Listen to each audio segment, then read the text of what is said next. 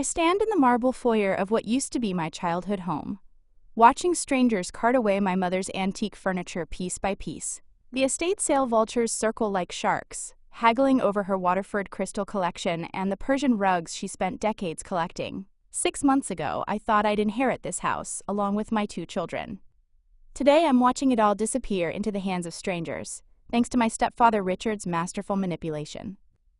The irony isn't lost on me that I'm now a successful forensic accountant, someone who makes a living uncovering financial fraud, yet I completely missed the con happening right under my nose. But then again, Richard always was exceptional at playing the long game. It all started 3 years ago when Mom was diagnosed with early-onset Alzheimer's. At 68, she was still sharp enough to manage her affairs, but the diagnosis terrified her. That's when Richard swooped in, offering to help manage her finances and ensure her legacy would be protected. I should have seen the red flags then, but I was drowning in my own divorce proceedings and grateful someone was looking after her. Richard had married my mother 5 years earlier, a whirlwind romance that began when they met at a grief counseling group after my father's death. He seemed genuinely devoted to her happiness. At 55, he was younger than Mom, but not scandalously so, and he had his own modest retirement savings from his career as a high school principal. What I didn't realize was that his retirement account was nearly empty, drained by gambling debts he'd hidden from everyone, including my mother. The first sign something was wrong came during Mom's 71st birthday party, just 2 months before she passed. I was helping her get ready when she grabbed my hand with surprising strength. "Sarah, I need to tell you something important about the foundation," she whispered, her eyes clearer than they'd been in months. "What foundation, Mom?" "The Children's Foundation. Richard helped me set it up. All my money is going there when I die, to help kids like you were." Her grip tightened. "But something doesn't. I can't remember signing those papers, but Richard says I did." I felt a chill run down my spine, but before I could ask more questions, Richard appeared in the doorway. "Ladies, the guests are waiting for the birthday girl," he said smoothly, but I caught the sharp look he gave my mother. She immediately released my hand and seemed to shrink into herself. That night, I tried to bring up the foundation again, but Mom claimed she didn't remember our conversation. Richard explained that the Alzheimer's was causing paranoid episodes, and that yes, she had established the Eleanor Morrison Foundation for Disadvantaged Children as her legacy project. He showed me official-looking documents with her signature. 2 weeks later, Mom suffered a massive stroke and died within hours. At the funeral, Richard played the grieving widower perfectly, accepting condolences and speaking beautifully about Mom's generous spirit and her desire to help children in need. The reading of the will was a formality, or so I thought. Instead, I sat in stunned silence as the lawyer read that my mother had left her entire estate, valued at over $2 million, to the Eleanor Morrison Foundation for Disadvantaged Children. Richard was named as the sole trustee, with complete discretionary power over the funds. "I don't understand," I said, my voice barely above a whisper. "She always said the house would go to me and the kids." The lawyer looked genuinely sympathetic. "I'm sorry, Sarah. Your mother was very specific about her wishes. She wanted her legacy to help children who had difficult starts in life."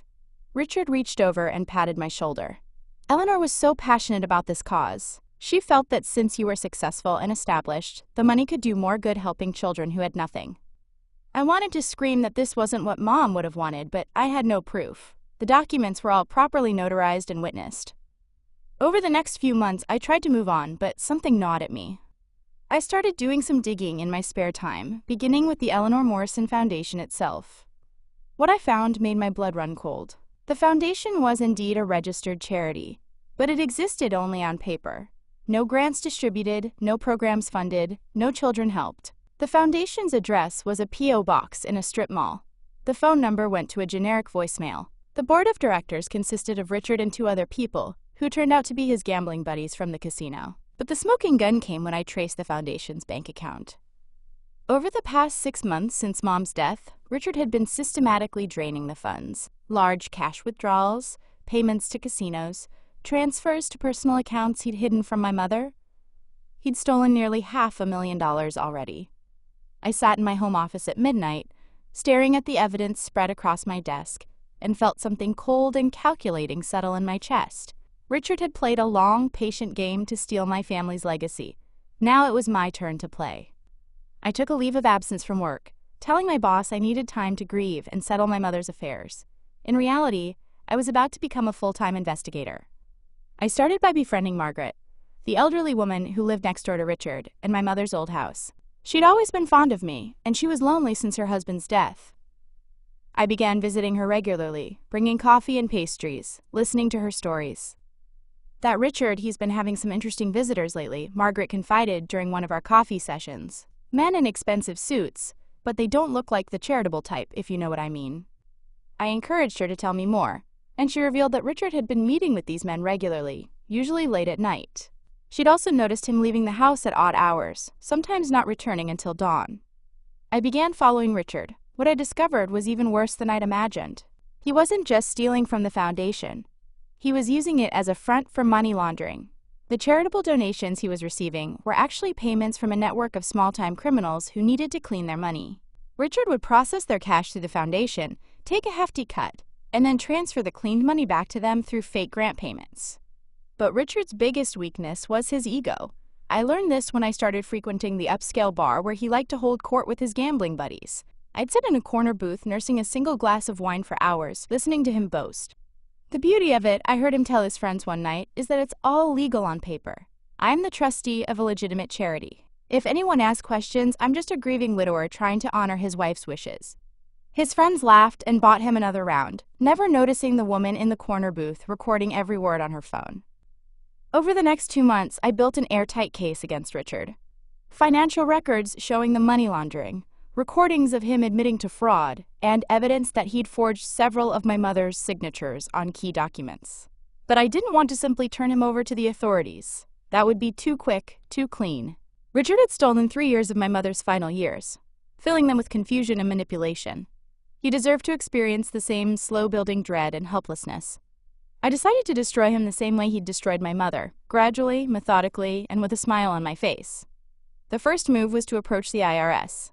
I provided them with detailed financial records, showing the foundation's suspicious activity patterns, presenting myself as a concerned family member who'd stumbled across irregularities.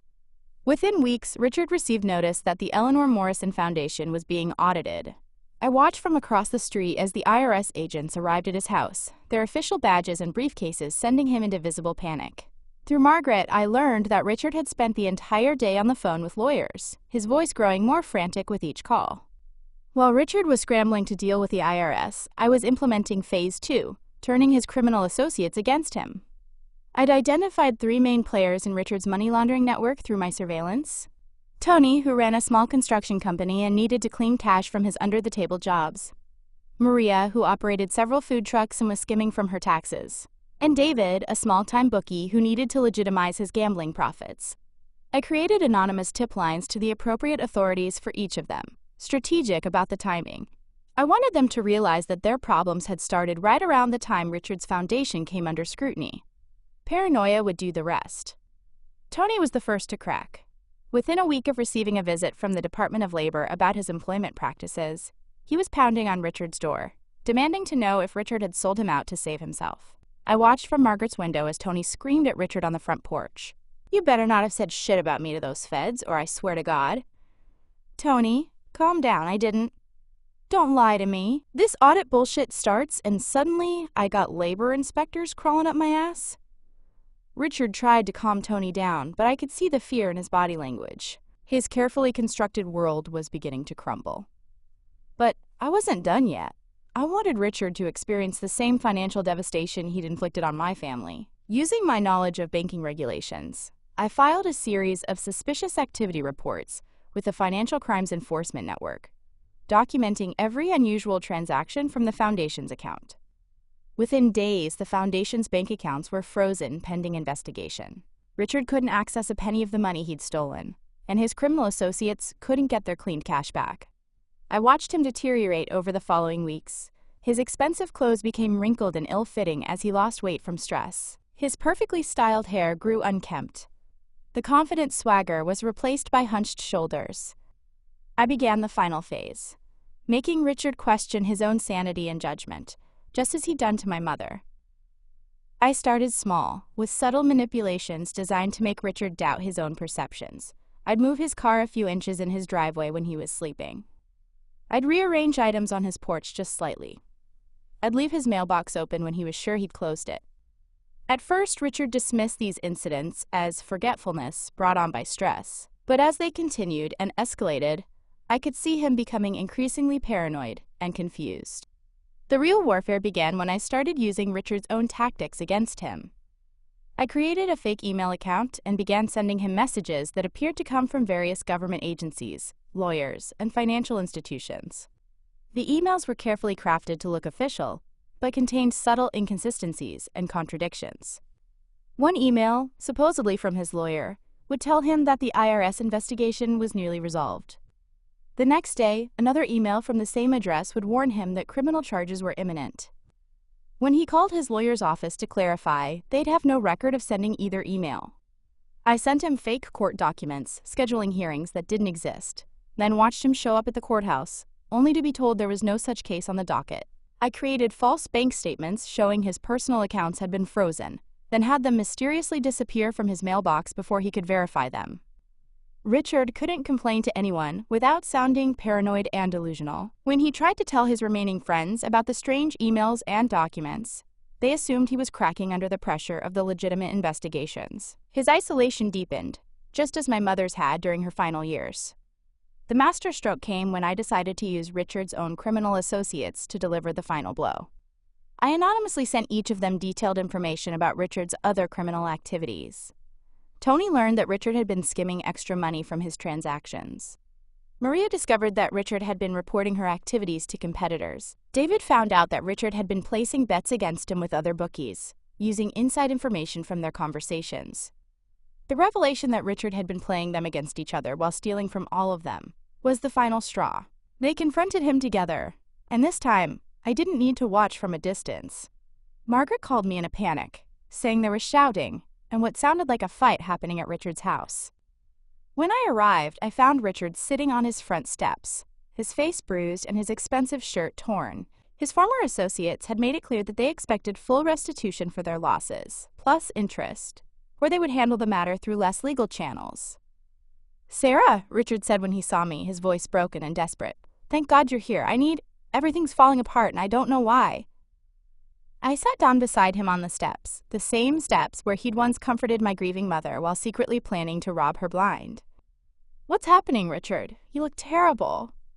He poured out the whole story, his paranoia and confusion evident in every word. The government investigations, the frozen accounts, the angry associates, the strange emails and documents that appeared and disappeared. "I keep thinking about your mother," he said, tears streaming down his face. Near the end, she kept saying someone was moving her things, changing documents, making her doubt her own memory. I thought it was the Alzheimer's, but now what if someone was doing this to her, too? The irony was perfect. Richard was finally understanding what he'd put my mother through, but he still didn't realize that the someone who had tormented her was sitting right next to me. "Richard," I said gently, "I think you need to tell me the truth about something. The foundation, Mom's will, all of it. Maybe I can help you figure out what's really going on." And that's when Richard made his final, fatal mistake. Desperate for help and convinced that I was his only ally, he confessed everything. "I never meant the gambling debts, they were crushing me. Your mother, she trusted me completely. She would have signed anything I put in front of her." His words came out in broken fragments. "The foundation, it was supposed to be temporary, just enough to pay off what I owed. But then the opportunities kept. I couldn't stop. The money laundering? These guys, they needed help cleaning cash, and I had this legitimate charity. It seemed... God, Sarah, I know how this sounds." "And Mom's signatures?" Richard's face crumpled. "Some of them weren't. She was so confused near the end. I told myself I was protecting her, making decisions she would have made if she could think clearly. I recorded every word on my phone, just as I'd recorded his boastful confessions at the bar months earlier. "I know," I said softly. "She trusted you because she loved you, and you used that love to destroy her." Richard looked up at me, confusion replacing desperation in his eyes. "What do you mean?" I stood up and looked down at him, this pathetic man who had stolen my family's legacy and tortured my mother's final years. "I mean that everything that's been happening to you, Richard, Every investigation, every frozen account, every mysterious email and moved object has been my doing. I've been systematically destroying your life the same way you destroyed my mother's." The color drained from his face as the truth hit him. "You? But how? Why didn't you just—" "Because that would have been too quick," I said, my voice steady and cold.